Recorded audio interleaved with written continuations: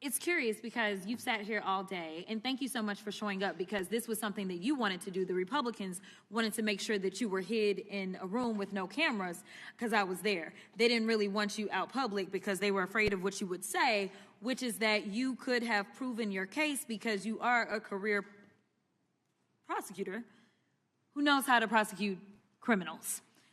So just to be clear, today it seems like the Republicans have not really fought very much about whether or not Trump was guilty or not.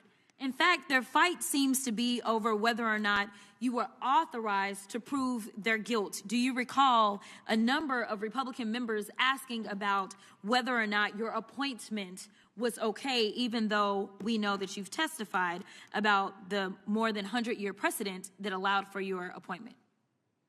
I was asked questions about that today, and our position, as we filed in our appeal, is that there was strong support for my appointment, including Supreme Court precedent directly on point. Thank you so much. Additionally, everybody's been all gingerly here today, but I don't know why we're acting surprised that a man who had close to 90 allegations out of 4 different jurisdictions and ultimately ended up with 34 convictions after a jury was able to hear all the evidence would possibly be committing a criminal act on January 6th. In fact, considering the fact that we are now under the impression that he is violating people's due process rights, he is ignoring court orders, he's starting wars without congressional authority in contradiction to the Constitution. He's enriching himself to the tune of over $1.4 billion. He's shaking down electeds to draw maps that will help him stay in power because the Republicans don't understand that they swore an oath to the Constitution and that we are supposed to do checks and balances. He's also shaking down TV stations to get money. So why are we trying to pretend as if it is out of the realm for this particular man to commit the crime that he committed on January 6th? And frankly, the only reason he ran for president was to make sure that he would not be prosecuted, because I fully believe that you would have put him under the jail based on our long-form conversation that we had. But according to your special counsel report on page 137, it states the department's view that the Constitution prohibits the continued indictment and prosecution of a president is categorical and does not turn on the gravity of the crimes charged, the strength of the government's proof, or the merits of the prosecution, and that, quote, but for Mr. Trump's election and imminent return to the presidency, the office assessed that the admissible evidence was sufficient to obtain and sustain a conviction at trial. In other words, Donald Trump ran for president, like I said, so he wouldn't have to spend the rest of his life in prison. The chairman and other members of this committee have spent all day attacking you and trying to rewrite the history of January 6th.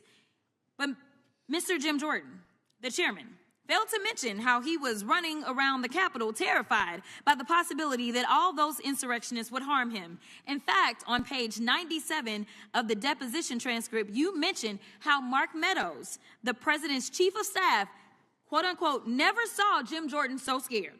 The chairman also failed to mention that he was in direct contact with the White House in the days leading up to and on January 6th, which is why his toll records were subpoenaed by your office. Let me be clear, because they're trying to act like this is Democrats on Republicans, and I guess you are a covert Democrat that knew that he was going to try to steal an election before he tried to steal that election, and so therefore you were somehow put into place. I mean, the conspiracy theories make your head spin, but nevertheless, were you going to subpoena the toll records of every single Republican simply because they were a Republican?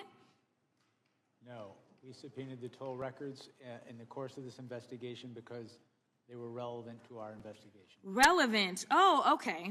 All right. So that means something about facts. So let's talk about facts. Donald Trump lost to Joe Biden, yes or no? That's correct. Okay. In fact, 60 federal and state courts have found that there was no evidence of election fraud. Trump's own attorney general and vice president knew that he lost the election, but he still tried to steal the election by pressuring state officials, designing fake elector plans, nearly having Mike Pence hanged, and ultimately demanding that his supporters, quote, fight like hell, correct? Correct. We all saw it happen we all saw what happened once they reached the U.S. Capitol. As your report outlines, President Trump knew that he would incite violence at the Capitol that day. In fact, some of Trump's senior advisors were pushing for violence.